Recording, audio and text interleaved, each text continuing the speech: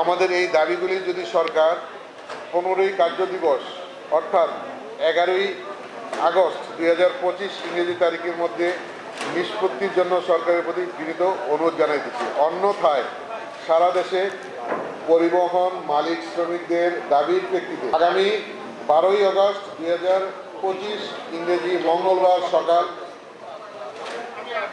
6টা থেকে 15ই আগস্ট 2025 শুক্রবার সকাল 6টা পর্যন্ত 72 ঘন্টার জন্য সকল প্রকার বাণিজ্যিক পরিবহন bus, truck, cover van, prime mover, পণ্যবাহী হালকা যানবাহন সহ পরিবহন ধর্মঘটে